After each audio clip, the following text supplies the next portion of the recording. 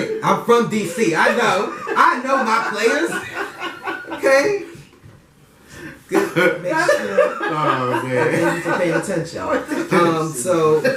So yeah, he was involved with another young man who presents. I guess this person could. I guess you can call them non-gender conforming, or because I wouldn't call them trans because he was born a man and his preferred pronoun is he. Right. So he doesn't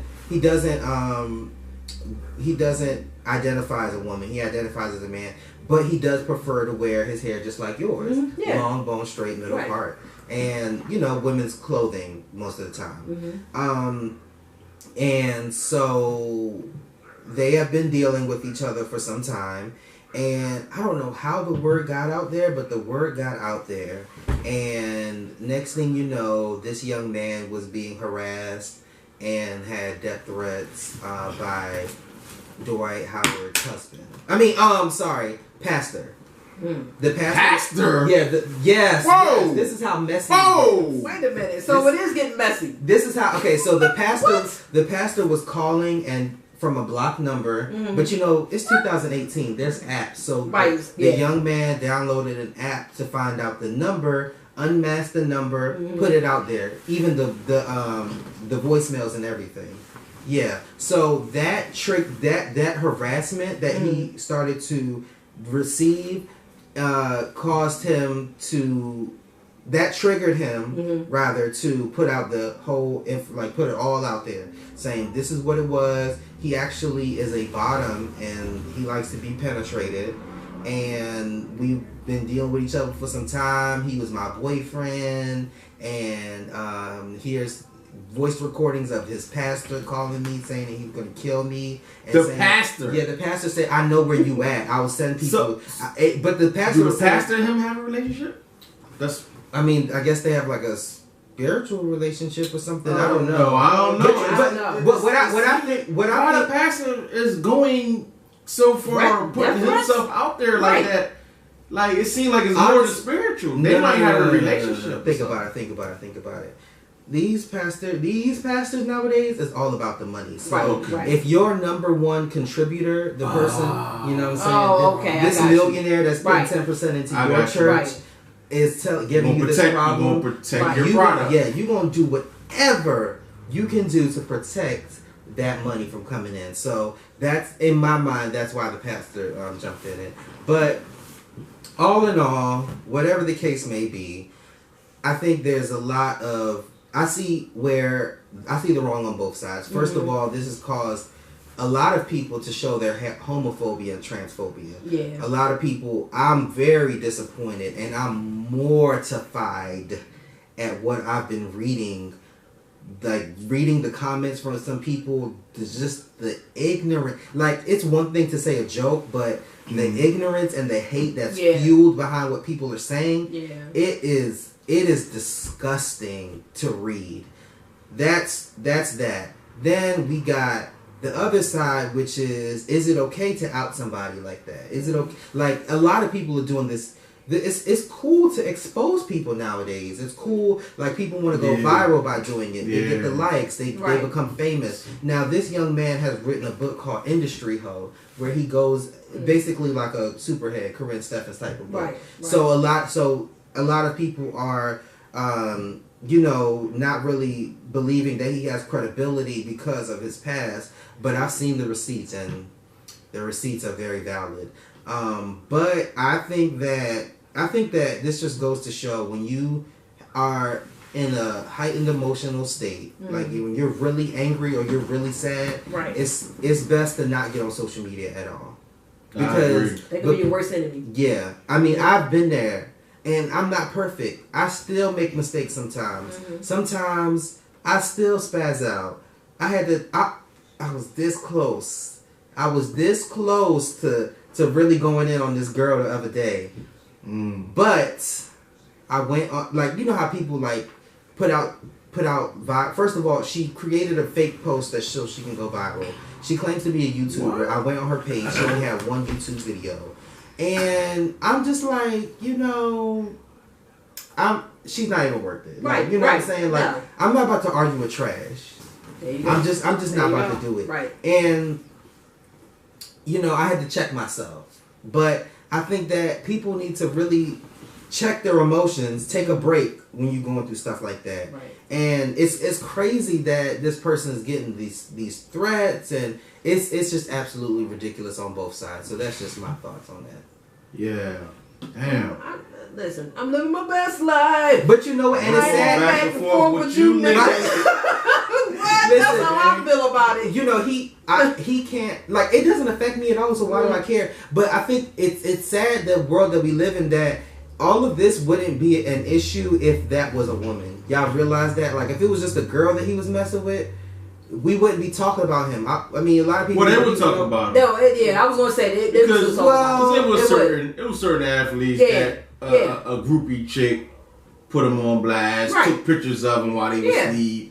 I mean, but it goes back. That comes and goes, especially if he's single. It comes and goes. Yeah, people look at you like, you really did that? What you think you was gonna come up off of that? He smashed you and passed you. Next, that's there's it. nothing more to talk about. It goes back to what you said earlier, though. In this era, like, you feel happy to expose somebody, right? Like, what is that about? Like this fad of, I'm gonna expose them. I'm gonna manipulate this person into liking me. And he's a celebrity or a popular buzzing person, and I'm just gonna expose him. You know what I mean? Like, but here's the thing, that kills your livelihood. Like, pretty much, like, if you would just be quiet, you would eat better. Right. And on top of that, literally, it's sad. Better. It's sad that we live in a world like that where he's not able to be himself.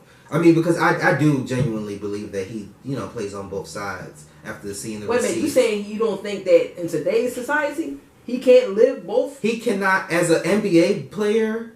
You don't think so? I believe so. I know that people think that this world is so accepting and that we're all kumbaya and you can got number 45 in office. And y'all can be successful being out of the closet. However, when you're in the entertainment industry and you're working for a big brand like the NBA, the NFL, that it's not possible for you to continue to generate the same income after you've come out the closet. I have not seen any sports player that has come out of the closet and their income and their career has not went down.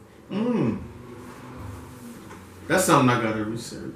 Yeah, I definitely research because it seems like to me it's like people more accepting. It's like, okay, you're telling the truth now because you already knew. When that NFL player got drafted, right? He got drafted by the Rams. He fizzled out. Yeah. That after that 1 year, that they talked about him. Yeah. He was trying out for the team. But they drafted him. Right. And then they cut him eventually. Yeah. He did the preseason thing. Then they cut him, and then he just fizzled out. And he was a good player. Right. So Jayden might be right. Okay. Yep. So when it comes to because of the brand that they work for. Right. NFL, NBA, you know what I'm saying? Right. Right. Hopefully one day he is comfortable enough to live in his truth. And because we do live in a very hateful world. And it would cut down a lot of the women beats. Yeah. Because you're not living your best life. You living a lie. So if you was to be able to live how you really want to be, you wouldn't be getting the lawsuits on. You done beat your girlfriend ass in the staircase. You done beat your girlfriend ass in the elevator. You done beat your girlfriend ass because you have a good game. No, you done beat your girlfriend ass because that's not what you really want. Right, because they have a vitamin D deficiency. You know what I'm saying? When they don't get that D for a while, they just get angry and they just start getting acting up. All I'm saying is cut down the beatings and live your life. Be great. Yeah, that's all I'm saying. It is what it is. Because anytime we got number 45 in office. When you think you gotta beat a woman, beat your dick. Not even that. You may make something. Wait, I'm not even gonna feed it to Ms. 100. I'm just gonna feed it to next. But wait, real quick, I want to pop something on y'all. I found out that kids are now boiling pads, sanitary napkins. They're boiling them and getting high off of them. Yeah, because there's toxins. Because of the gel, even toxins, even panty liners. Yes. Panty lines and sanitary napkins. Alcohol in them. Yeah. So that's what the word's coming to now. They sniffing them and stuff like that. Listen, they boiling them, and I don't know what they're doing afterwards. Yeah. But it freaked me out to know that you're actually going to get a pot on the stove. Most likely, I think they white kids that was doing bath salts. Because you know African American kids, they can step out their door and they go buy some weed. Yeah. Well, not only that, but because you know, recent like 3 weeks ago, we had a report here in Philadelphia where the young kid was giving out edibles in school. Yeah. Like 10 kids got sick. I'm not trying to be. I know you're not trying to be. I know. But I'm just stating fact. Right. That African American kids, we can go out our door and get high. And go. If we choose to. Right. If we choose to. You know. So throwing out birds. Right. Yeah. Next thing you know. Right, yeah. Calls. Yeah, there you go. So we're gonna get into. But that didn't freak y'all out though? Sanitary napkins though? You know, no, it didn't freak hitting up your girlfriend, bring all the sanitary napkins over to the party. That's all you gotta bring? Honestly, it didn't freak me out. Yeah, I live in Georgia. Because I remember they were sniffing back in the day. They have man, come on. Like, you know the sniffing thing. Yeah, the sniff, yeah. You know, so it doesn't freak me out. Yeah, and eating Tide Pods. Yeah. I've seen it all. Man, damn. So, yeah, that doesn't freak me out. Jeez. But we're going to actually get into today's topic, and what are your goals? Stop doing this. 2019 is coming up real soon. Mm-hmm. Thanksgiving is over. Yeah. Christmas and New Year's is next. Mm-hmm. And they all about 6 weeks apart. Y'all already know. The time is now to prepare to be a better you. Do you want to be a better you, or do you want to be the loser you? That's what you have to ask yourself. Continue to be the loser you, or be a better you. No, everything is about progression. Yeah, pretty much. Everything in life is about progression. You gotta progress to succeed. You know what I'm saying? And that's you don't wanna, backslide and go into 2018, 2017, 2016 bullshit. We're moving forward. That's what we're talking about. We're making forward. Money moves. Mm-hmm. Making money moves. Mm-hmm. Focus on your goals. Right. The focus is your goal. So what we're going to do right now is individually we're going to talk about our 2019 goals and the progression that we have for each other individually. And hopefully this can inspire others to, feel free to comment and, share your goals also. So who want to go first? I'm willing to go first, but it's up to y'all. I know Jayden, he has a whole list that is, Well, let's start with slide 1. I have a presentation here. No, I'm kidding. Well, I'm going to write a book one day. I'm going to write 2 books. And the title always changes, but as of right now, the title of the book is From the Trap House to the New House. I like something that. along the lines of that, right? Yeah. Keep the that. Trap House to do. the Big House. And I basically want to just talk about, I probably should have ended that live before I closed the app. Oh well. But basically, I know a lot of people think that I grew up, well off, but that is not the case. I grew up in a low, middle, working class. Everything is a mindset. Right. A mindset and an energy. Right. But when people don't get out of that environment, then they don't know that there's else. And I think that going to college and moving out of Maryland changed my life. It saved my life. Had I stayed, it's so weird. Like, I don't want to sound cocky when I say this, but when I go back home and I see what I see is, I feel like certain cities are kind of like stuck. They are. In time. Yeah. Okay, so. And I definitely could say the city of Philadelphia is stuck in time. Even the word ghetto, right? Mm-hmm.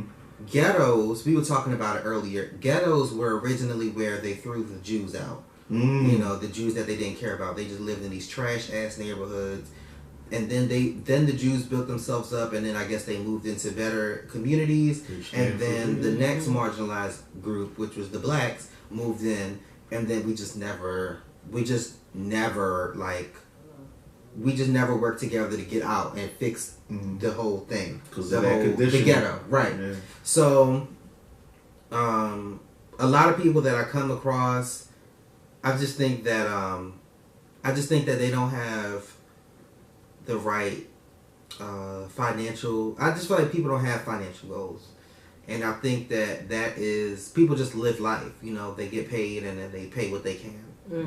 They're not intentionally making payments. So one of the things that I did was first I listed out all my debts. I have a spreadsheet where on my spreadsheet I put I'm on salary, so I know exactly what days of the month I'm going to get paid. So I know when I get this check, these are the bills I'm going to get paid, and this is how much I have in disposable income. When I get this check, these are the bills I'm going to get paid, and this is how much disposable income I'm going to have. And I also have my debts up at the top of the spreadsheet where I have the total balance, the principal balance, and the interest. And all of this information should be provided to you by your lender. So, for example, car note, credit card, student loans. Those are the debts that I have, and that's in my mind. I even know how many payments I have left. So this was all prompted by me wanting to purchase a home and doing research on what it takes to purchase a home. And I was reading things on like debt to income ratio, and so it got me basically a debt to income ratio is they create a ratio based off of, they take the amount of debt that you have, so all of your loans and credit cards, and then they look at that, how much is that versus your income. If you only make $50,000 a year and you got some car notes, you got some credit cards and personal loans, and all of those loans end up to be $200,000, that's not a good thing. No, not at all. You in the negative. Not at all. You in the negative. And on top of that, you have negative net worth. So no, like you're not gonna get a home like that. So because I don't have that much in student loans. I have maybe 26 in student loans, and then I'm at 16,000 right now. Yeah, and then I don't even like that. Yeah, get it out the way, and then on top of that, I have a car loan, and that has a principal balance of $10,000, and I just got that. Oh, see, nice. For me, it's crazy. Principal balance of $10,000. I have a 2016 Hyundai Accent, and it was only $10,000. When I was in college, I bought a 2012 Chevy Sonic, and it came up to $18,000. That was stupid. So I knew, I was like, I could do 10,000. I'll do that for right now. It makes no sense it makes no sense for you to have a luxury vehicle if you don't live a luxury life. If you're not making six figures, it makes no sense for you to go to the dealer and get a brand new BMW or a brand new Lexus or a Tesla. Even if that car salesman says you can get it with your Taco Bell paycheck, don't do it. Oh, wow. Taco Bell paycheck. Because these car salesmen, especially at buy here, pay here places, they have an incentive to sell this vehicle to you because, first of all, they're getting commission off the sale, and then the dealership is getting money off of the interest that you pay on that loan.